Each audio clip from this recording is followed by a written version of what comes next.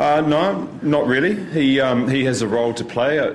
He was left not out at the end after recovering a pretty poor innings, but the strength of the side has been that we have key players that come in at key times, and if you'd watched most of the season you would have seen that. He is there to win the game for us.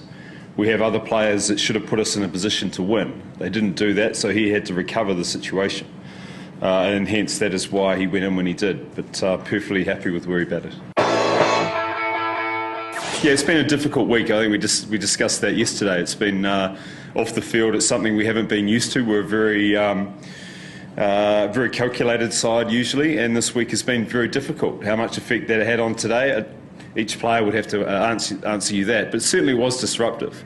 And in yesterday's press conference, in my statement, I acknowledged that it had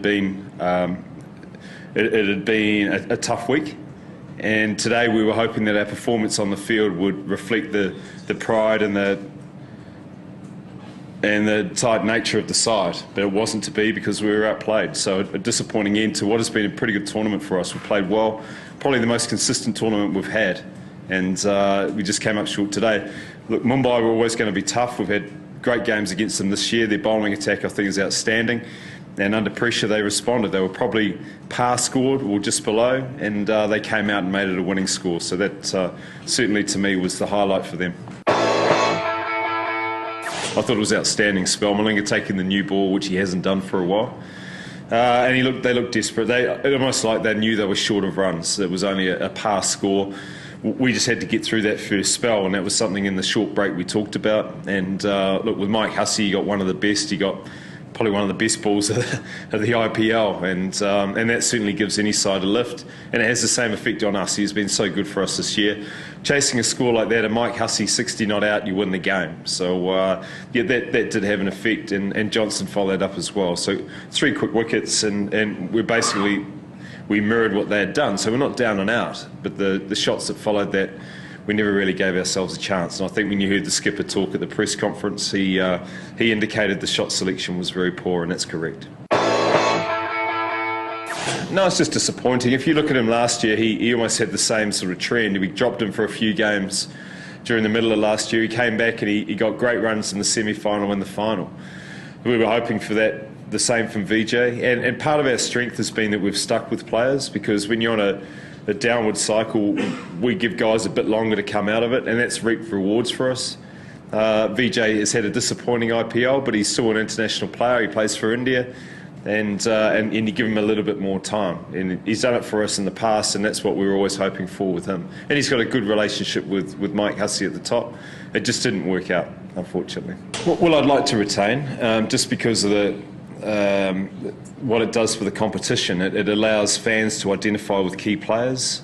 It allows a team to develop some relationships, not only within the team but around the area.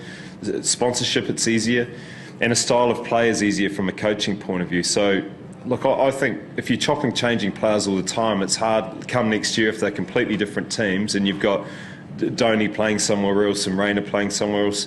I think we're asking a lot of the Indian cricket fan or the cricket fan to identify with each team. They become a yellow team, a red team, a purple team. Whereas if you keep players, a core group of players, and whether it's 6, whether it's 7, whether it's 4, the more the better for me. It just enables people to identify, and the youngsters to identify with their stars, and you can also embark on a developmental program. If you chop and change, there's no point me spending time with young Indians if they're going to be traded and sent off somewhere else, so I won't bother. But if you tell me I can develop some young players and bring them through and get the rewards out of them, then I'm going to invest time, I'm going to invest the coaches that I have, and surely that's one of the benefits of the IPL, that developing young Indian players to become international players through, I know it's 2020, but at this exposure, it's got to be good for Indian cricket in terms of the resource that gets developed. And you've seen some great stars come up in the short period of time that it's been going. So, yeah, I'm very, very strong on that for those reasons. I think it's important that we reward the fans with keeping some of the main players in the centres. Maybe transfer windows could be more.